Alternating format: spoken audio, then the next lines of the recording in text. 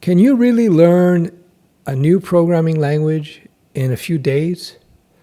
Short answer is yes, if you're already a developer. That's the key thing. You have to already have learned and know and have experience as a programmer before. Then the second, the third, the fourth, and fifth. Learning of the new languages, for the most part, gets easier and easier and easier. This is something I did in my career, and ask any experienced developer. They will learn new languages on the fly based on the needs of the job once they got their boots on the ground, once they understand what they're doing, once they've cut their teeth as developers.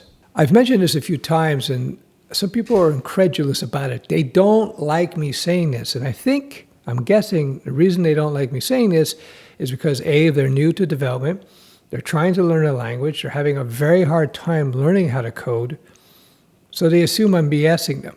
The thing is, once you get past that hump of the first language, then the second, the third, and the fourth, and the fifth become easier and easier. Why is that the case? It's like learning to drive. I can talk about other things, but I don't want to get myself demonetized here. Once you've done it a few times, once you know how to drive a car or ride a bike, you don't need special lessons to learn how to drive a new car. It's not going to take you the same amount of time to learn to drive a new bicycle or to drive a new type of car. Right? Once you learn how to drive, you learn how to drive. Same thing with programming.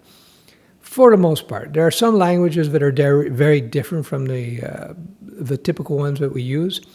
But if you're doing something like JavaScript, Java, C#, Python, TypeScript, whatever, and many others, it's all part of the same family of languages, C, C++.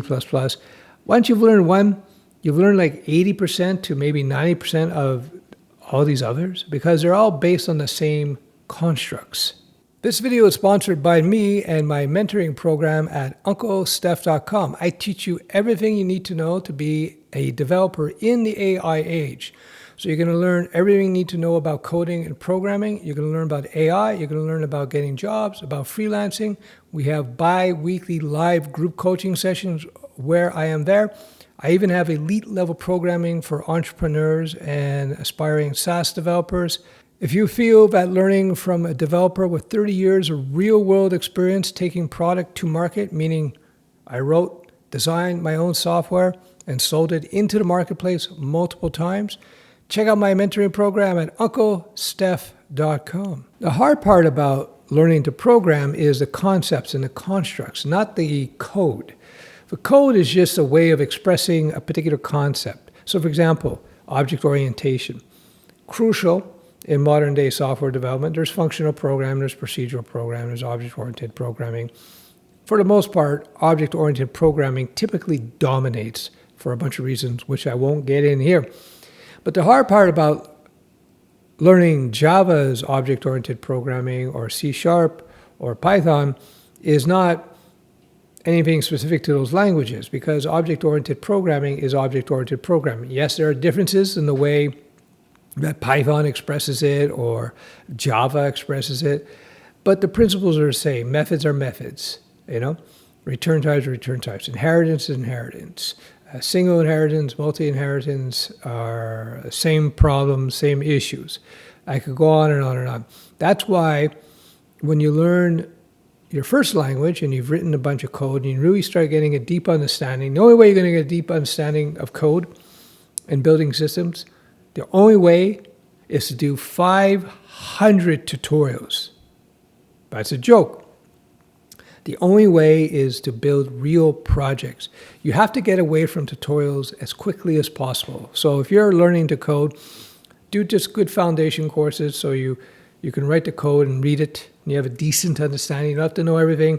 When I first started writing commercial code, sometimes I would write some of the code and I wasn't exactly sure why and how it worked, but eventually it came to me. As long as I got it to work, that was good enough. A deep understanding of software development comes from doing it, just like a deep understanding of anything comes from doing it. So once you have that deep understanding, for you to pivot to language A to B to C is no big deal.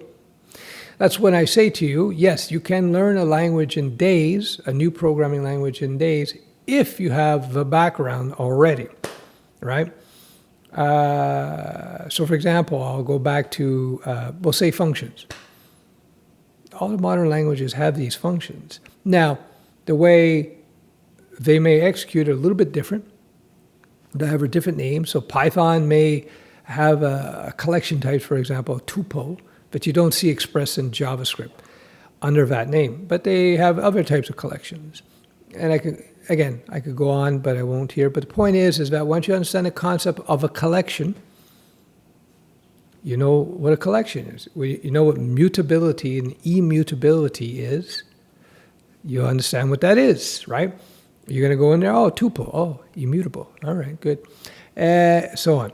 So it's just, that's how it is. That's why you can learn new languages in days if you're already a developer. When I hired developers, experience was far more important to me than language knowledge. So what do I mean? Let's say I wanted to bring in somebody to write a bunch of JavaScript code, and I had a choice between somebody with 1 year of JavaScript coding and somebody else with 5 years of Java. I'm grabbing the Java guy, no problem, because he's got 5 years, because he's going to write code like a 5-year veteran, whereas the 1 year JavaScript coder, assuming he has no other programming skills, he's still a noob. Right? He's still new. This is a lesson I actually learned in martial arts. When I was 18 or 19 years old, I was practicing like 4 or 5 styles at the same time. Twice a week of that style, once a week of this, once a week of that, or maybe 3, 4. I forget. It's been so long. Anyway, so at that point in time, I had been doing martial arts for about 9 years. Started when I was 10. What I would do, the mistake I would make, I would jump from school A to B to C. So I'd do judo, and then kyokushin karate, and then taekwondo, and then kachikembo, and then wrestling, etc. And one of my teachers pulled me aside and said, Steph, you've been at this for a long time, but you're just an intermediate level fighter right now. You should be much higher level. And the problem is you're spreading yourself too thin. And he told me, he said, pick a style, any style, and just concentrate on that for a couple of years, a year and a half, 2 years. And you're going to see your skill level will just go way up. And what will happen, it's going to raise the game across all the styles that you do. Anyway, I took a style, I took it to a higher level, and what it did, it raised the game across the board. Because by concentrating on one style, I was able to focus on what is key to becoming a great fighter. That's timing, tactics, mental fortitude. Anyway, there you go. That's it. That's why you can learn a second, a third, a fourth language in days if you have a deep enough background in software development. I know, because I've done it many times. I'm sure noobs will be incredulous. They'll say, that's BS, Dunning-Kruger stuff. Whereas experienced developers go, yeah, it's just the name of the game. So as you become a more experienced developer, you will be required to learn new things on the fly, whether it be a new programming language or a new paradigm. Of course, today, you have to learn the AI